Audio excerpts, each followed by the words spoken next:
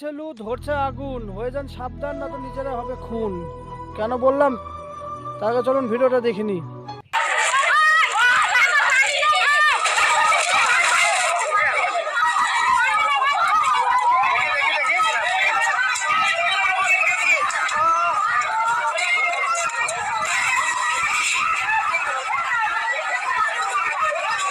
আজ এই গ্রাম তো কালকে ওই গ্রাম, প্রতিনিয়ত শোনা যাচ্ছে আগুন লাগার কথা।